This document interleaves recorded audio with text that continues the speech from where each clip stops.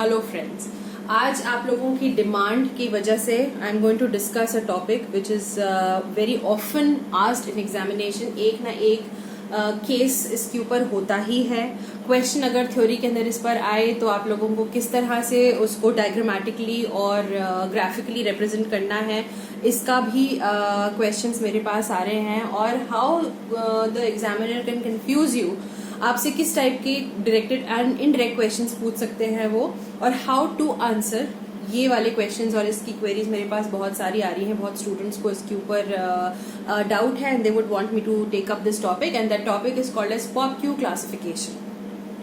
सो without wasting any time further, मैंने पहले से ही आप लोगों के लिए इसका डायग्रामेटिक प्रेजेंटेशन तैयार कर रखा है, आप लोगों को ये बताने के लिए कि एग्जैक्टली ये तो बेसिक्स है। This is the basics of POPQ।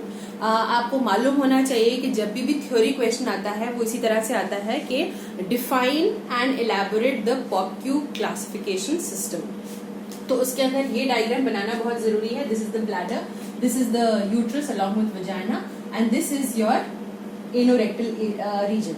सो आप लोगों को जो पॉइंट AA है, पॉइंट BA है, C, D, BP, AP, ये सब के बारे में मालूम होना चाहिए। यहाँ पर मैंने वो बनाए नहीं है, लेकिन आप लोगों को मालूम होने चाहिए कि ये पॉइंट्स क्या होते हैं, इनका एग्जैक्ट लोकेशन क्या होता है, और इनको किस तरह से इसका आगे पीछे करने से हम लोगों का staging of pops, that is 0, 1, 2, 3, 4 कैसे चेंज होती है।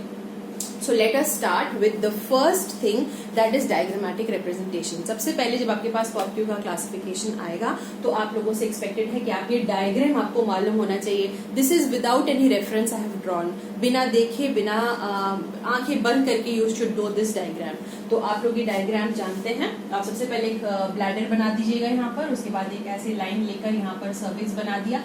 इसी लाइन का सिग्निफिकेंस है कि जो पॉइंट AA है, this is the point which is maximum distance 3 centimeters on the anterior vaginal wall, and this distance I'm taking either from the hymenal ring or the urethral meatus।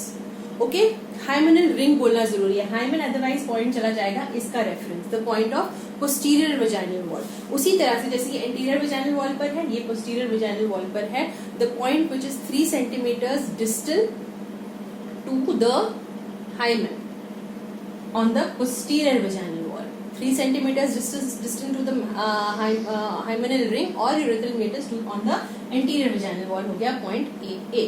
अब point BA क्या है, point BP क्या है। सबसे पहले तो आप ये देख लो कि ये point BA is on the anterior vaginal wall, point BP is on the posterior vaginal wall। तो आपको ये मालूम है कि BA जो है वो it is anywhere from 3 centimeters above or below but to the maximum vaginal length, total vaginal length। इसीलिए जब मैं प्लॉट करती हूँ यहाँ पर तो आप ये देख रहे हैं कि मैंने एक तो जगह रखी है AA BAC, लास्ट में लिखा है AP BPD, interior vaginal wall एक तरफ, पोस्टीरियर वेजाइनल वॉल एक तरफ, उसके बीच में जेनिटल हियाटिस, पेरिनियल बॉडी, और फिर TBL बीच में मैंने प्लॉट किया, क्योंकि ये जो है ये ऑलमोस्ट रेगुलर है। अदरवाइज ये दोनों जो है वो चेंज होते रहते हैं, एक इंटीरियर के बारे में है, एक पोस्टीरियर के बारे में, और बीच में जो है वो मैं आपको बाद में डिस्क्राइब करूंगी।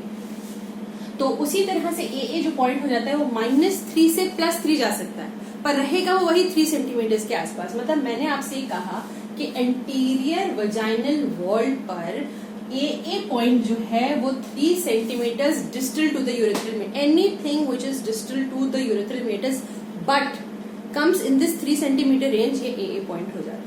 तो अगर AA पॉइंट अंदर है तो -3 है, अगर वो थोड़ा सा नीचे खिसक के यहाँ आ गया तो -2 हो जाता है, बट रहेगा between -3 to +3। Same thing goes for AP as well, -3 से +3 from the hymenal ring but on the posterior vaginal wall. इसका मतलब है अगर छोटा मोटा अगर आपको रेक्टोसील है तो यहाँ पर थोड़ा सा बल्ज दिख जाएगा आपको, या वो हाइमेन तक पहुंच जाएगा, 0 तक पहुंच जाएगा, तब भी वो रहेगा AP पॉइंट ही, क्योंकि आप वो 3 सेंटीमीटर के अंदर खेल कर रहे हो। लेकिन अगर वो पॉइंट यहाँ कहीं से नीचे आ रहा है, दैट मीन्स यहाँ पर हम बात करें एंट्रोसील की, क्योंकि ये जो पॉइंट BP है that becomes a point distal to 3 centimeters may be as long as total vaginal length। It can even lead to point D जो है, ये पॉइंट डी जो है बोला जाता है पोस्टीरियर फॉर्निक्स को। और अगर कफ प्रेजेंट है, दैट मीन्स आपका हिस्टेरेक्टमी पेशेंट का हो चुका है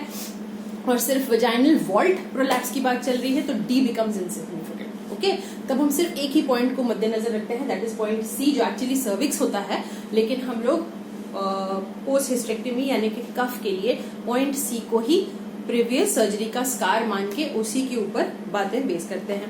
there will be a second class that I will be taking in which I will be quizzing you, I will be giving you questions to just assess कि आप इसमें कितने अच्छे हो गए हो। I will give you various permutations and combinations of this and I will ask you कि रेक्टोसील है, इंट्रोसील है, सिस्टोसील है, वॉल्ट प्रोलैप्स है, क्या है, एंड उसका आपको क्या ट्रीटमेंट करेंगे।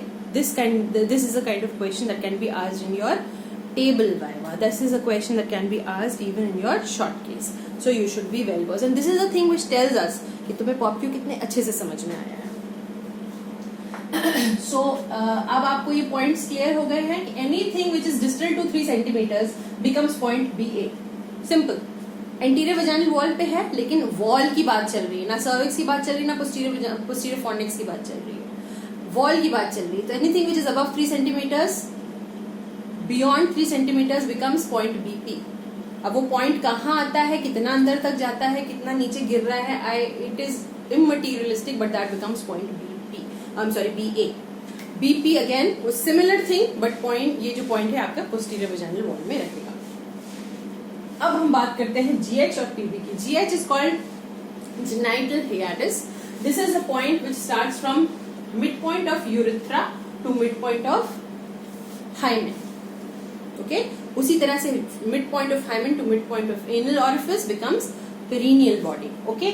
इनके प्रीडिफाइंड जो है वो मेजरमेंट्स हैं। जेनिटल हाइटिस को हम लोग रफली 4.5 बोलते हैं, ये 1.5 से 1 तक रहता है पेरिनियल बॉडी, और टोटल विजाइनल लेंथ को हम लोगों ने कर दिया है 8 centimetre. All these are in centimetres के अंदर मार्किंग्स चल रही है। अब क्वेश्चन आता है कि स्टेज 0, 1, 2, 3, 4 ऑफ POPQ क्या होती है। सबसे आसान है, let's first rule that out. Stage 0 मतलब नो प्रोलैप्स, स्टेज 4 मतलब कंप्लीट प्रोलैप्स। अब क्वेश्चन आता है स्टेज 1, 2 और 3 क्या है। तो स्टेज 1 है a prolapse which is nothing beyond 1 centimetre to the urethral meatus. इसका क्या मतलब हुआ? इसका मतलब ये हुआ कि जो भी प्रोलैप्स है वो अंदर ही अंदर है। 1 सेंटीमीटर ऑफ हाइमन के आसपास भी नहीं है वो। वंस वो 1 सेंटीमीटर के अंदर आ जाता है वो स्टेज 2 हो जाता है। समझ गए आप? मतलब जो भी distal most point of the prolapse है that is still inside the hymen and it is definitely above 1 centimeters of the hymen. Once that point, so this is stage 1. Stage 2 becomes anything beyond 1 centimeters of the hymen. या तो 1 centimetre से close आ गया वो, literally almost hymen तक आ गया, या 1 centimetre उसके आगे चला गया। This is stage 2. स्टेज 3 है कि the prolapse is there which is beyond the hymen, definitely beyond the hymen, more than 1 centimetre beyond the hymen, but still less than total vaginal length, almost 2 centimeters less than the total vaginal length. That means वो prolapse है, बाहर भी है, but complete नहीं है, a little short of complete, that is stage 3. So आपको ये पता चल गया कि this is stage 0, 1, 2, 3, 4 of prolapse. आपको ये पता चल गया कि कैसे हम लोग ये मार्किंग करते हैं, किस टाइप से -3 to +3 हम लोग AA और BA और BP को मानते हैं। अब आपको एक छोटा सा नटशेल में आपको मैं बेडन हॉफमैन क्लासिफिकेशन और बता देती हूँ। बेडन वॉकर क्लासिफिकेशन है, कोई ओल्ड एग्जामिनर्स हैं जो लोग बहुत वेल वर्स नहीं है with POPQ, they will get always irritated, आप से ज्यादा पूछेंगे नहीं वो, बट अगर किसी ने आपसे पूछ लिया बेडन हॉफमैन क्लासिफिकेशन और आप लोगों को नहीं आया, इट इज अ पिटी, आपके मार्क्स बहुत अच्छे से कड़े आएंगे वहां पर, क्योंकि there is no excuse to not know a classification that has been going on since decades. तो बहुत आसान है, बेडन वॉकर क्लासिफिकेशन बहुत आसान है। Stage 0 no prolapse, stage 1 half way between the hymen and total vaginal length, stage 2 becomes till hymen, stage 3 becomes halfway outside the hymen, and stage 4 becomes complete proximation. So that is all about PopQ and a little bit of prolapse classification. इसका quizzing मैं next class में लूंगी. Till then, try to clear your basics.